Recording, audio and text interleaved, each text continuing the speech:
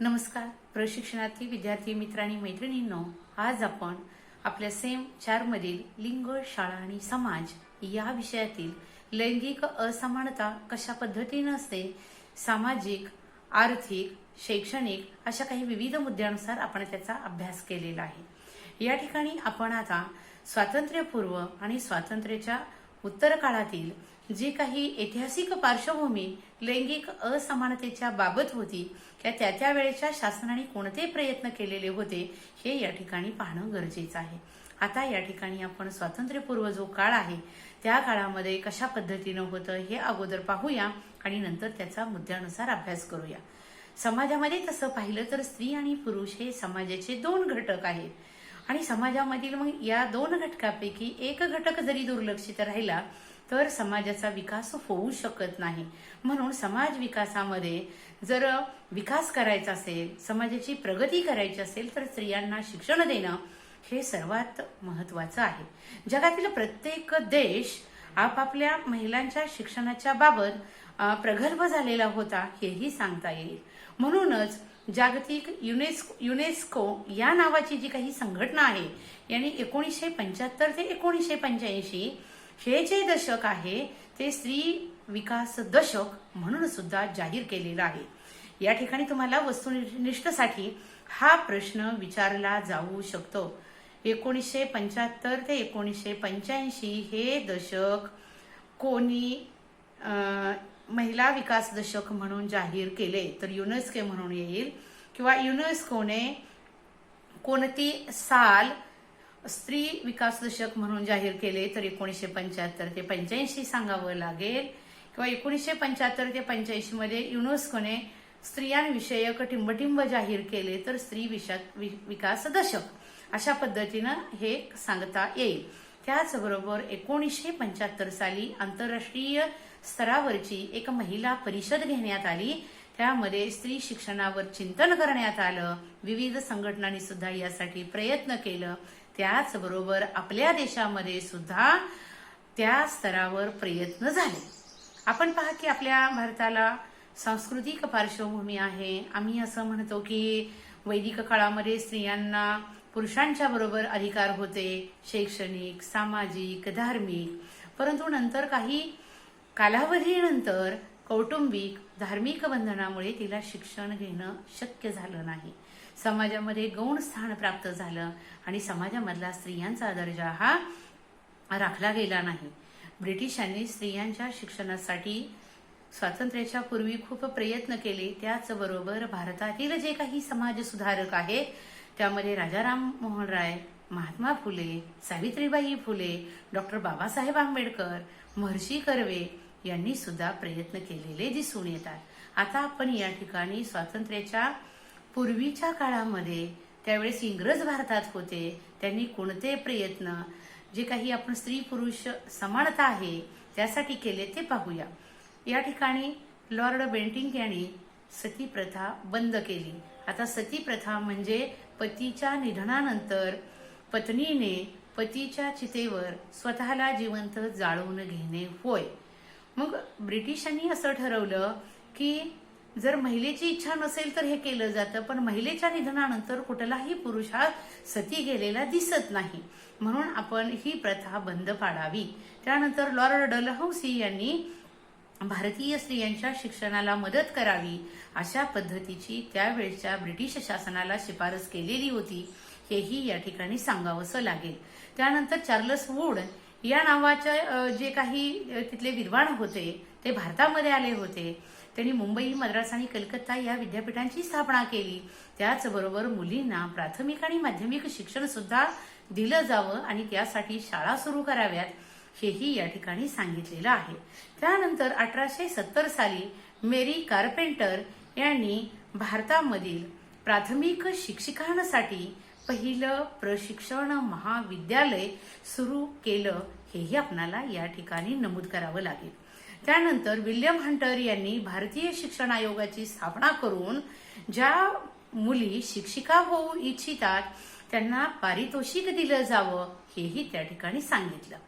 यावरून सुद्धा म्हणजेच महिला शिक्षण क्षेत्रात येऊ शकतात हे त्यांनी ओळखलं होतं।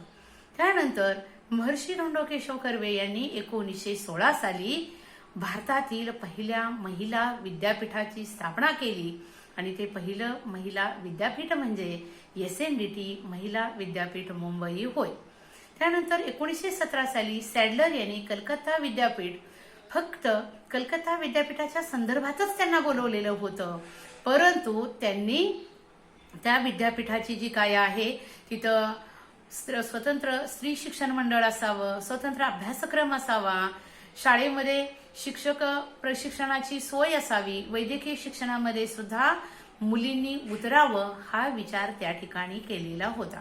त्यानंतर 1929 साली हर्टॉग या नावाची एक समिती आली. त्या समितीने अभ्यास केला आणि असं सांगितलं की ग्रामीण भागातील मुलींना अपुऱ्या सोयी सुविधा आहेत, तर शासनाने याकडे लक्ष द्या. आणि 1944 साली सार्जंट म्हणून जे काही एक होते त्यांनी मुलं आणि मुली यांना समान शिक्षण द्यावं. त्यामध्ये समाज सुधारकांनी सुद्धा समाज सुधारणे म्हणून महिला शिक्षणाकडे लक्ष द्यावं. आणि एवढं करून ब्रिटिशांनी केलेले प्रयत्न अपुरे ठरले. समान वागणूक मुलींना मिळाली नाही. चूल आणि मूल यामध्ये स्त्रिया अडकल्या गेल्या आणि अन्यायी वागणूक त्यांना तरी सुद्धा मिळत राहिली. अशा पद्धतीनं स्वातंत्र्याच्या पूर्वीचा जो काळ आहे त्यामध्ये सतीप्रथा लॉर्ड बेंटिंगनी बंद केली. डलहौसीनी भारतीय स्त्रियांच्या शिक्षणाला मदत करावी शिफारस मांडली. चार्ल्स वूड यांनी मुलींसाठी प्राथमिक आणि माध्यमिक शाळा सुरू कराव्यात असं सांगितलं. मेरी कारपेंटर यांनी 1870 साली प्राथमिक शिक्षिका होण्यासाठी पहिलं प्रशिक्षण महाविद्यालय सुरू केलं. हंटर आयोगाने शिक्षिका होऊ इच्छिणाऱ्या मुलींना पारितोषिक दिलं जावं हे सांगितलं. 1916 साली कर्वे यांनी SNDT विद्यापीठाची स्थापना केली. 1917 साली सॅडलर यांनी कलकत्ता विद्यापीठ आयोगामध्ये स्त्री शिक्षण मंडळ असेल, स्वतंत्र अभ्यासक्रम असेल, प्रशिक्षण सोय असेल, वैद्यकीय शिक्षण असेल याचा विचार केला.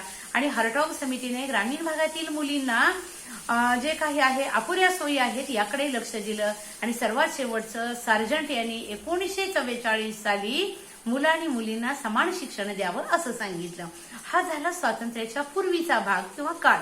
आता आपण स्वातंत्र्याच्या नंतरच्या काळामध्ये कशा पद्धतीनं मुलींच्या शिक्षणासाठी जे बदल घडत गेले ते आता पाहतोय. स्वातंत्र्य आपलं 47 ला झालं.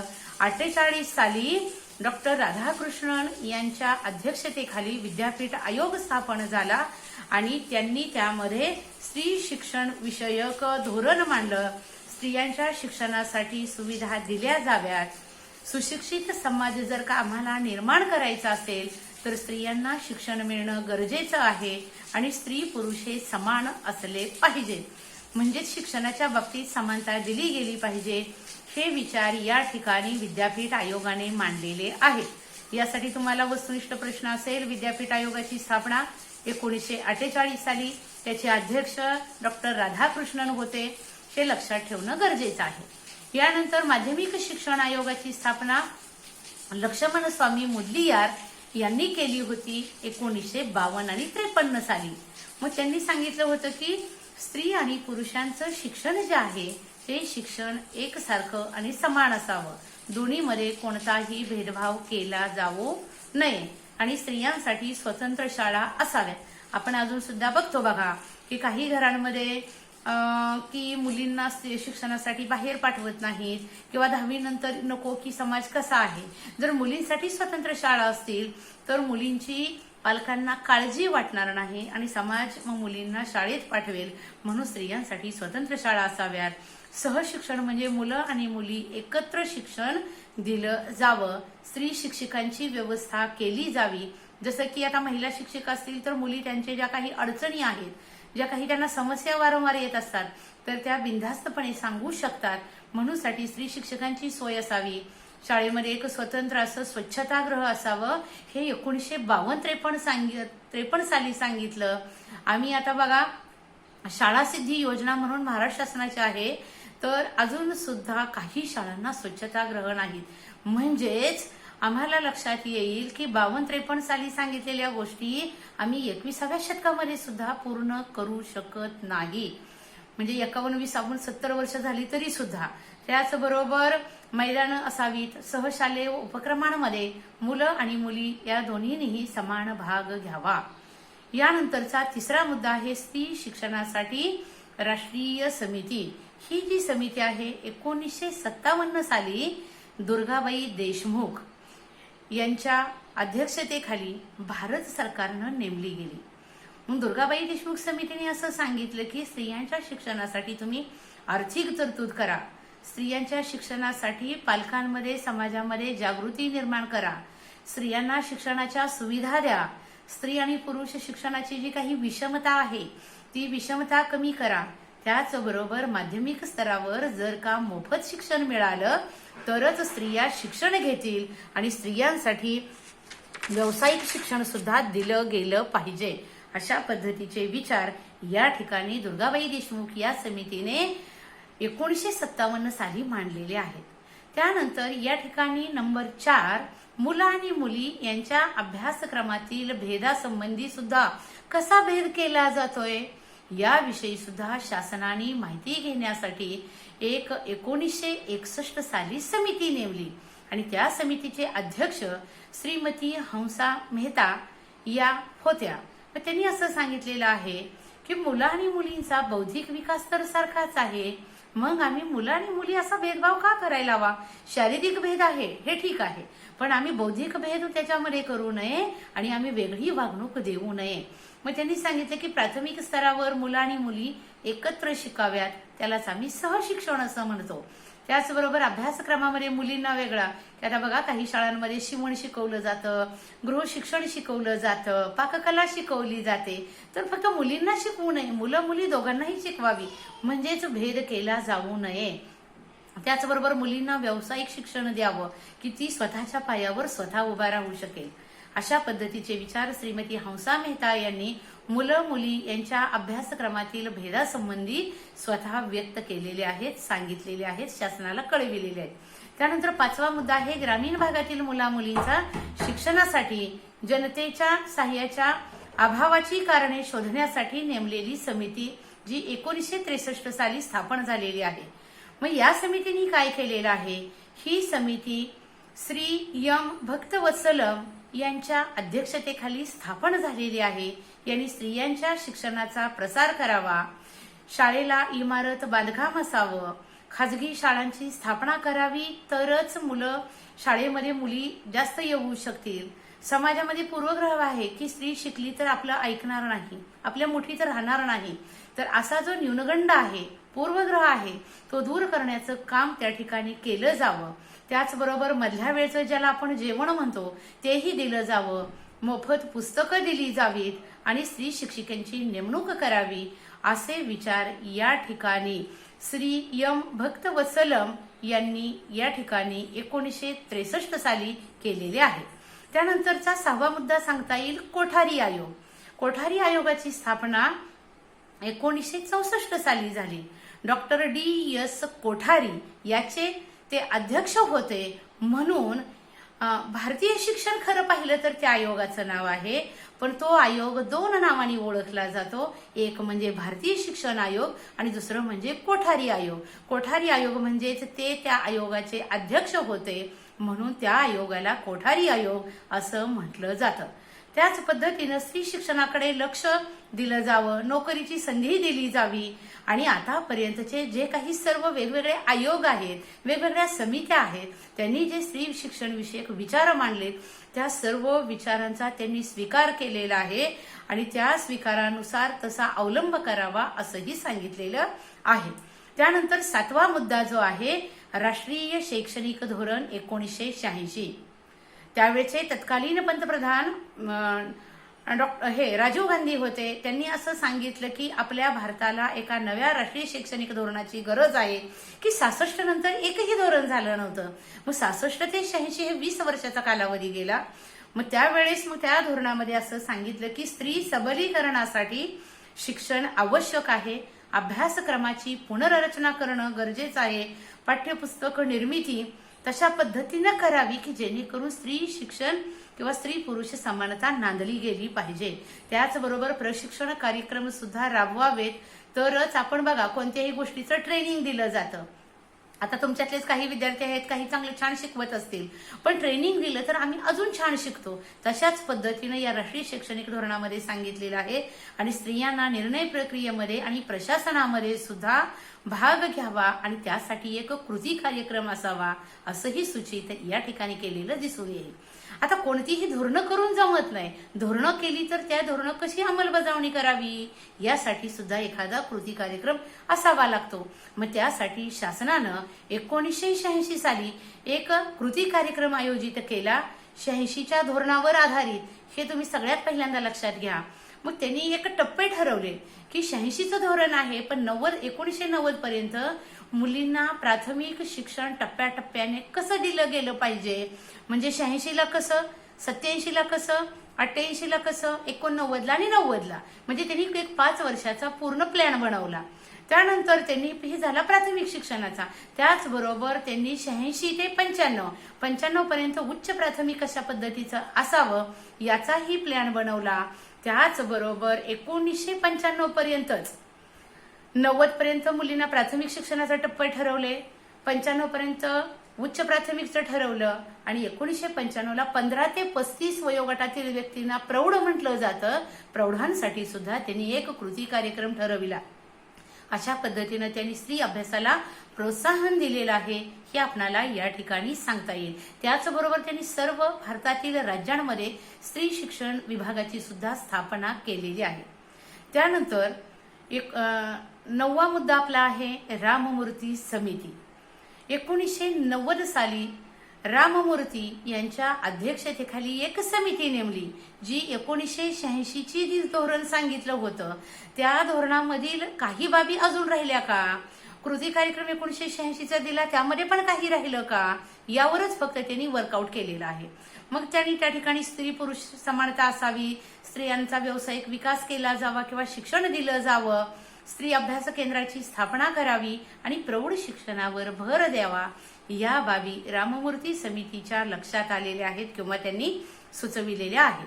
त्यानंतर सुद्धा जसं 1986च्या धोरणानंतर कृती समिती आली, त्याच पद्धतीने राममूर्ती समितीच्या नंतर पण एक कृती कार्यक्रम आला, त्याला 92चा कृती कार्यक्रम असं म्हटलं जातं. मग या कार्यक्रमाने नेमकं काय झालं, स्त्रियांच्या शिक्षणाकडे लक्ष द्यावं हे त्यांनी अजून एकदा सांगितलं. विशेष सवलती दिल्या जाव्यात, पुस्तक पेढी आणि गणवेश मुलांना दिला जावा. त्याचबरोबर शालेय पोषण आहार जर शाळेत मिळाला तर मुलांना घरच्या अपेक्षा आपलं पोषण चांगलं होतं, आपल्याला खाऊ मिळतो, या अपेक्षेने तरी ती मुलं शाळेत येतील. त्याबरोबर शिष्यवृत्त्या दिल्या जाव्यात. शिष्यवृत्ती ही एका अर्थाने आर्थिक मागास पालक आहेत, त्यांना आपल्या पाल्याचं शिक्षण पूर्ण करू शकत नाहीत, म्हणून शिष्यवृत्त्या दिल्या जाव्यात. त्याचबरोबर निवासी शाळा असाव्यात, जेणेकरून मुलं तिथं शिकतील, किंवा आश्रमशाळा आहेत. स्त्री शिक्षिका 50% असाव्यात. मला असं वाटतं की आता सुद्धा ते प्रमाण करेक्ट अजून 50% झालं का नाही हे निश्चितपणे सांगता येणार नाही. म्हणजे त्यांचा उद्देश असा होता की 50% स्त्री शिक्षिका असतील तर मुली छान शिकतील. आपण बघा, पुरुषांपेक्षा कोणत्या गोष्टी सांगताना महिलांचा जास्त प्रभाव असतो. आता बघा, अंगणवाडीला नेहमी ताई शिकवतात, तिथं अगदी दादा कुठेही शिकवायला आपल्याला दिसणार नाही. त्याचा शासनाचा उद्देश तोच आहे. या पद्धतीनं मुलं शिक्षणाच्या प्रवाहामध्ये येतील. आणि सर्वात शेवटचा आणि 11वा मुद्दा आहे महिला शिक्षण धोरण. त्याला 1994 साली भारतामध्ये सर्वात पहिलं राज्य, ज्याला आपण महाराष्ट्रात राहतो, त्या महाराष्ट्र राज्य हे महिला धोरण आखणारं पहिलं राज्य आहे. आणि महाराष्ट्रातील स्त्रियांचा शारीरिक, मानसिक, भावनिक ही जी काही जीवनाची गुणवत्ता असते ती गुणवत्ता सुधारावी, यासाठी हे धोरण आखलं गेलेलं होतं. आणि स्त्री पुरुष समान आहेत आणि ते समान आहेत ही भावना समाजामध्ये निर्माण करणं ही जबाबदारी शासनाची आहे. हे या महिला धोरणाचं सर्वात प्रमुख वैशिष्ट्य असं म्हणावं लागेल. तर विद्यार्थी मित्रांनी मैत्रिणींनो, आपण आजच्या भागामध्ये स्वातंत्र्यपूर्व काळामध्ये सती प्रथा बंद असेल, डलहौसीने सांगितलेलं स्त्रियांच्या शिक्षणाची मदत करावी शिफारस असेल, पुढच्या खाली त्यामध्ये प्राथमिक आणि माध्यमिक शाळा सुरू कराव्या असेल, 1870 साली मेरी कार्पेंटर यांनी प्राथमिक शिक्षकांसाठी प्रशिक्षण महाविद्यालय असेल, 1882च्या हंटर आयोगाने शिक्षिका होणाऱ्यांना पारितोषिक दिलं जावं असेल, SNDT महिला विद्यापीठाची स्थापना धोंडो कर्वे यांनी केलेली असेल, कलकत्ता विद्यापीठाने स्वतंत्र अभ्यासक्रम असावा, प्रशिक्षण महिलांना दिलं जावं असेल, हार्टॉग समितीनं महिलांना अपुऱ्या सुविधा आहेत हे सांगितलेलं असेल आणि सार्जंट यांनी मुलं मुली यांना समान शिक्षण द्यावं असेल हे पाहिलेलं होतं. आणि स्वातंत्र्य उत्तरमध्ये विद्यापीठ आयोगाने स्त्री पुरुषांना समान शिक्षणाच्या संधी द्याव्यात, शिक्षणासाठी प्रयत्न करावेत हे सांगितलं. माध्यमिक शिक्षणामध्ये स्त्रियांना स्वतंत्र शाळा असाव्यात, स्वच्छतागृह असावीत, मैदानं असावीत आणि सहशालेय उपक्रम असावेत, स्त्री शिक्षिका असाव्यात असं सांगितलं. त्यानंतर दुर्गाबाई देशमुख यांच्या समितीनं आर्थिक तरतूद करावी, जागृती करावी, विषमता दूर करावी, मोफत शिक्षण द्यावं, स्त्रियांना शिक्षण द्यावं असं सांगितलं. त्यानंतर चौथ्या मुद्द्यामध्ये मुलं मुली भेद अभ्यासक्रम जो आहे तो दूर करण्यासाठी हंसा मेहतांच्या अध्यक्षतेखाली मुलं आणि मुलींचा समान विकास असतो तर समान संधी द्याव्या, सहशिक्षण दिलं जावं आणि मुलींना व्यावसायिक शिक्षण दिलं जावं असं सांगितलं. त्यानंतर भक्तवत्सलम यांच्या अध्यक्षतेखाली 1963 साली मुलींच्या शिक्षणाच्या बाबत जो काही अभाव असतोय ग्रामीण भागामध्ये तो कसा आहे त्याची कारणं शोधण्यासाठी समिती नेमली. त्या समितीनं इमारत असावी, स्त्री शिक्षणाचा प्रसार करावा, खाजगी शाळा स्थापन कराव्यात हे या ठिकाणी सांगितलं. त्यानंतर कोठारी आयोगाने समान अभ्यासक्रम असावा. त्याचबरोबर आतापर्यंत जे वेगवेगळे आयोग आहेत त्यांनी सुद्धा महिलांच्या शिक्षणाची स्वीकार केलेला दिसून येतो. त्यानंतर 1986च्या धोरणामध्ये आपण पाहिलं की यामध्ये प्रशिक्षण कार्यक्रम असावा, अभ्यासक्रमाची पुनर्रचना करावी आणि स्त्रियांना निर्णय प्रक्रियेत आणि प्रशासनात सहभागी करून घ्यावं. त्यानंतर त्यांचा एक कृती कार्यक्रम 1986चा होता. त्यामध्ये 90 पर्यंत प्राथमिक शिक्षण पूर्ण करावं किंवा विकासाचा टप्पा निश्चित करावा, 95 पर्यंत उच्च प्राथमिकचा टप्पा निश्चित करावा. त्याचबरोबर 15 ते 35 वयोगटातील प्रौढांना 1995 पर्यंत शिक्षण द्यावं हे त्या ठिकाणी सांगितलेलं आहे. त्यानंतर राममूर्ती समितीनं सुद्धा स्त्री पुरुष समान असावं, व्यावसायिक स्त्रियांचा विकास व्हावा हे मुद्दे आणि प्रौढ शिक्षणाला भर द्यावा हे सांगितलं. त्यानंतर 92च्या कृती आयोगामध्ये सुद्धा स्त्रियांचे शिक्षण, पुस्तक पेढी, स्त्रियांना विशेष सवलती द्याव्यात, निवासी शाळा असाव्यात, आश्रमशाळा असाव्यात आणि स्त्री शिक्षिका 50% असाव्यात हे सांगितलं. आणि सर्वात शेवटचा मुद्दा महिला विकास धोरण 1994. महाराष्ट्र हे भारतातील पहिलं महिला विकास धोरण जाहीर करणारं राज्य आहे आणि स्त्रियांचा शारीरिक, मानसिक, भावनिक विकासाकडची गुणवत्ता वाढावी हा विचार करणं आणि स्त्री पुरुष समानता समाजामध्ये रुजवण्याची जबाबदारी शासनाची आहे हे या ठिकाणी सूचित केलेलं आहे. तर आताच्या भागामध्ये आपण या बाबी पाहिलेल्या आहेत.